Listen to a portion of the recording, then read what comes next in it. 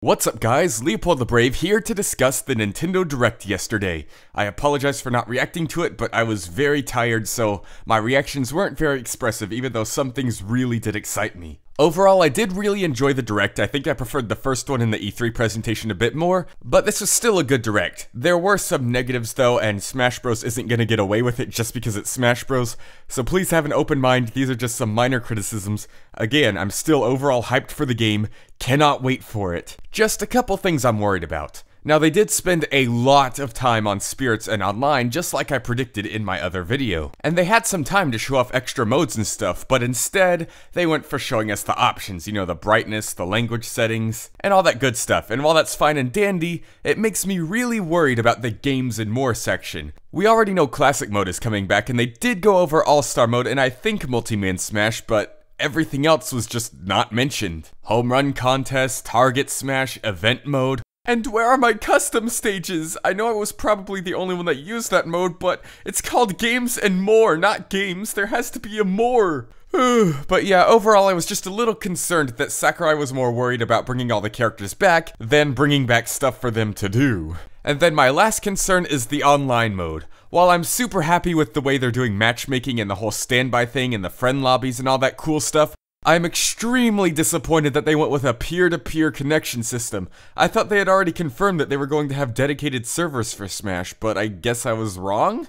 But for those who don't know, peer-to-peer connection is basically why Smash 4 and Brawl Wi-Fi is the worst. So sadly, Ultimate's online experience isn't going to be any better. But who knows? Either way, on to the positives. I was right about the Grinch leak. It was fake. I knew it, I knew it, I knew it. I didn't have anything to disprove it, but I just had a gut feeling. Now, as for the newcomers, Ken and Incineroar, I'm super excited. I'm already a huge fan of Ken. He's one of my top 3 mains in Street Fighter, and while I would have preferred Akuma, he's still really good. And I don't have much experience with, or know much about, Pokemon, but I'm still very excited to see Incineroar. He just looks like a very fun character, and from what I've seen from his taunts and his victory animations and screenshots, he's very, very expressive. And colorful personalities like that are just fun, especially when there's so many blank slate, straight-faced sword-fighting anime protagonists in the roster already. Then we've got the big boy, Piranha Plant. I'm actually super duper excited for him, and I'm gonna get him for free because I've already pre-ordered the game digitally.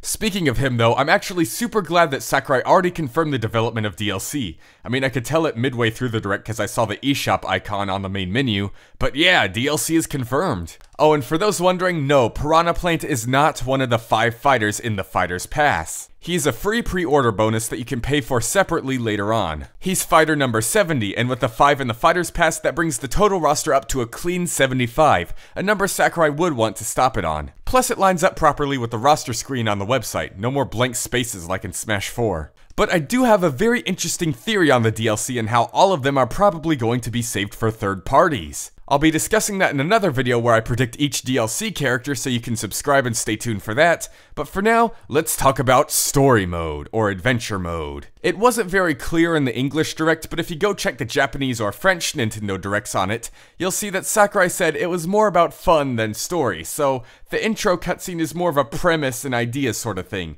Most of it's going to be gameplay. So don't expect to see too many cutscenes, or any at all outside of the intro and potential ending. But this does seem like the way that you unlock all the fighters, the streamlined solution that Sakurai came up with. You defeat them, collect their spirits, and then they're yours to play as. I like the huge map, I like how certain areas in the map mimic environments of characters in the game. It's super neat, and although I am disappointed that there's no trophies this time around and they've been replaced by glorified Brawl stickers, oh sorry, spirits, I am interested to see how well these spirits will play into the gameplay of the Adventure Mode, because I did use the stickers a lot in the Subspace Emissary for Brawl. Overall, this was a really fun Direct. I'm satisfied with the roster, I'm satisfied with the Adventure Mode, I'm satisfied with the potential for DLC, I'm just a little worried about the online and the extra modes. But I'm sure Sakurai will pull through. See you guys in the next video.